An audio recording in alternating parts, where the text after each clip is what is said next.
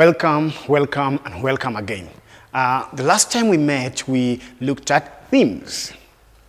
And if I recall very well, I defined for you a theme as the underlying central idea or the major idea in a given piece of art. But for today, we are not going to look at themes. We are going to look at something so different. We are going to look at point of view in literature. Now, what is a point of view? Point of view refers to who is telling or narrating a story. A story can be told in three different ways: the first person, second person, and third person. Writers use point of view to express the personal emotions of either themselves or their characters.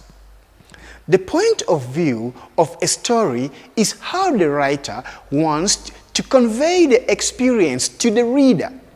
We are the readers. Writers write for us to read and enjoy. But for today, I am just going to look at first person point of view into details. Now, my girls always ask me, "So what is first person? What is first person? Why first person?" Yes. With first person point of view, the character is telling the story. I repeat, the character is telling the story. You will see the words like I, me, we in first person point of view.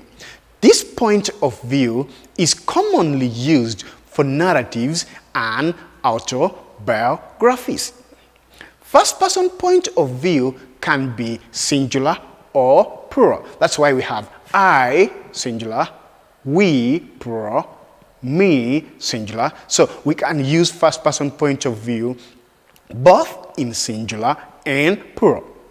The singular form uses words like I or me, and plural forms uses words like we. Both are used to give the writer's personal perspective. Okay, let's take a look at some of these examples here in the first person point of view. Take a look, listen carefully to these sentences. I always look forward to my summer vacation at the beach. I like to collect seashells and swim in the ocean. Now, when you look at that, there's using I.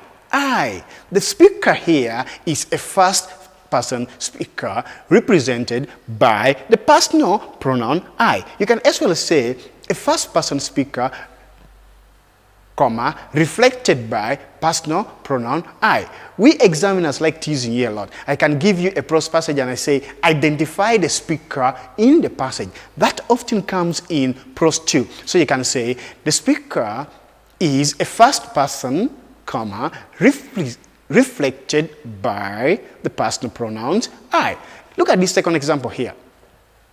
We love walking the dogs in the woods. We all think it is so much fun.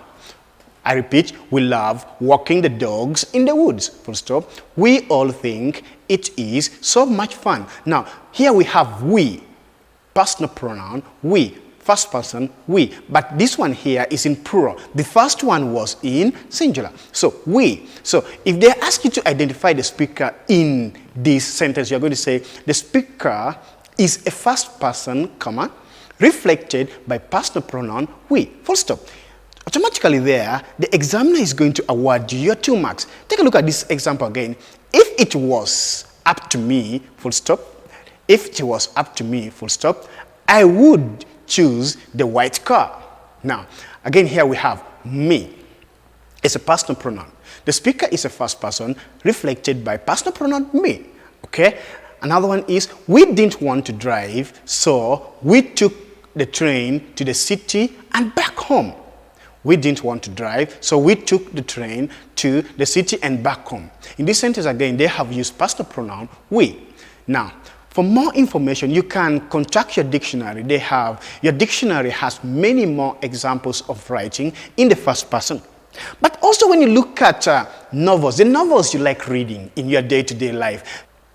Remember I told you that when writers use first person, there is a character who is active. Now, today I want us to take a look at this. Ferdinand Oyono's Houseboy. Okay, this is a novel written by Ferdinand Oyono.